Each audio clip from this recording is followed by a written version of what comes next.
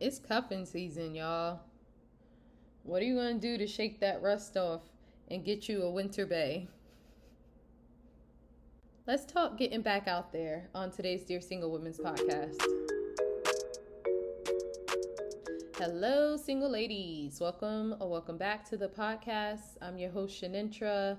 This podcast is for single women who are healing, growing, living, and loving their lives on their terms. Please follow, like, subscribe, share. Please do all that good stuff. I thank you guys for all of the support, all of the positive feedback. So I want to jump right into this because we are in the month of October, and October is the start of cuffing season. I can't say that without laughing. It's funny, but I just want to make y'all laugh. I don't really believe in cuffing season and all that stuff, but it is a thing. If you don't know what cuffing season is, I Googled when does cuffing season start. It starts in October and lasts until just after Valentine's Day.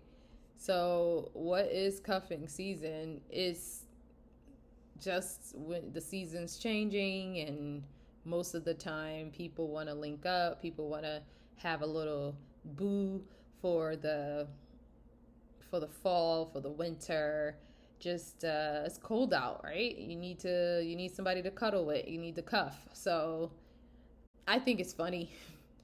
But I mean, if we in cuffing season, then I need to go get me somebody. And that's where the point of this episode comes in. The rust is real. I really kind of regret not giving enough attention to dating. I don't believe in being a serial dater. I don't think that that's healthy.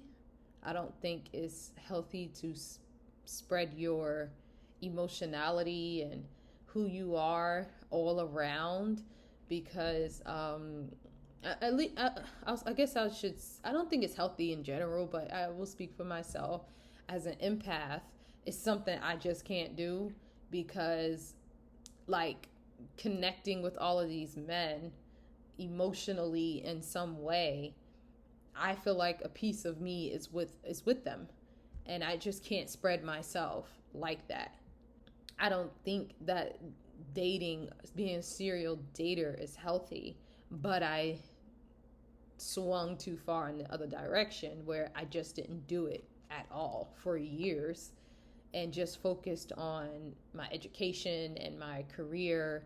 And those things served me well. In about a year and a half, I will be Dr. last name, and I'll have a doctorate in educational leadership. So those things have served me well. In a short period of time, having 3 degrees is just quite a feat, but it came at a sacrifice where, as I said in the previous episode, I will literally hand my phone to my friends and ask them to help me on the apps. I just don't know what to do. I'm not used to communicating online. And of course, it's more natural in person because I'm just being myself. But I just don't even know sometimes what to share, what not to share, how to have those conversations. If you can relate to this in any way, this episode is for you. I don't want you to stay there, but it's okay to acknowledge that, yeah, that's where you are. As single women, we're women, period. We're multitaskers. We're the doers. We get stuff done. We're juggling a lot of things in the air, and we manage to make it work. But what I've learned in these past couple of years, or even what I'm learning right now, because I can see it, is just that it does come at a cost. You don't want to be a jack of all trades and can't master one thing.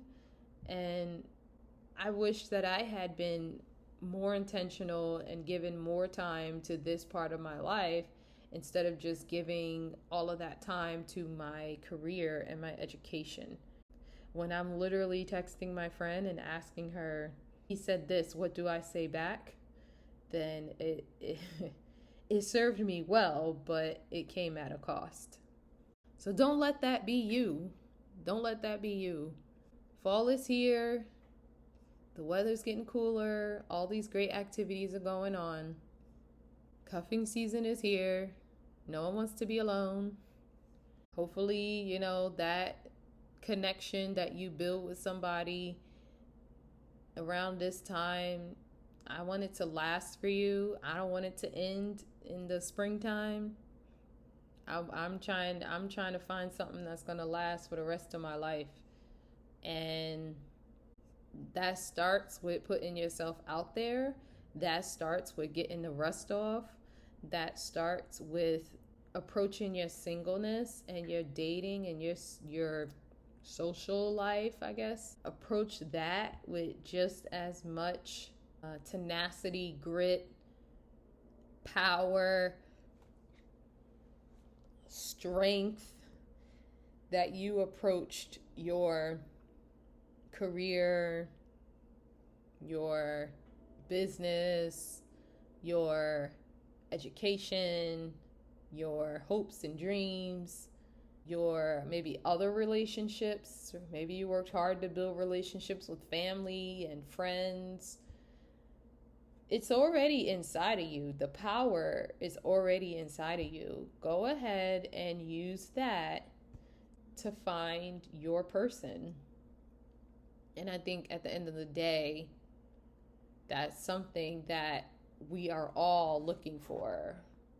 Man, woman, single, dating, engaged, married. We all at one point went on or want to go on the journey of finding our person. And so give that the time that it deserves.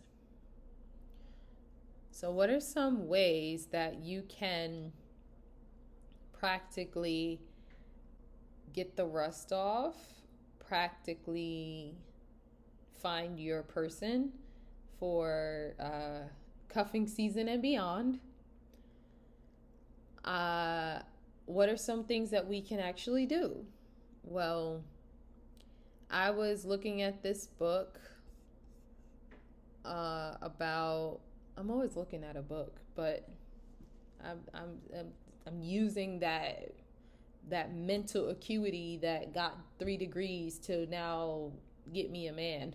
And so I'm reading and learning a lot because it don't come natural to me. I haven't done a lot of dating. It doesn't come natural to me. So I'm going to read and learn. So this book is called How Not to Stay Single, 10 Steps to a Great Relationship. It's by Nita Tucker with Randy Moret. I got it on thriftbooks.com.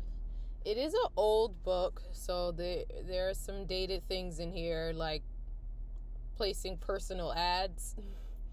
So there's some dated things, but there's some things in here that are also good, and that honestly, if you're open to it, it'll shift your mindset and maybe have you try something new.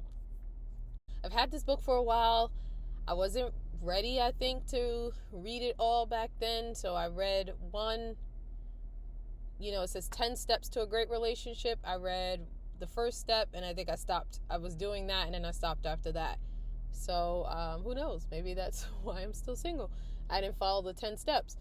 But one I did want to mention, it's a long book.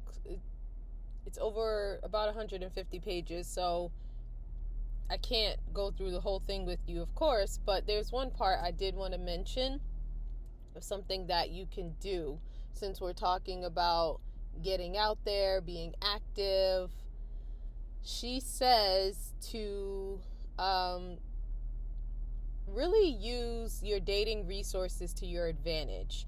So if you live in a big city, there's a lot of things going on around you always. And she says that you should take advantage of the online networking, dating services, singles groups, clubs, and events.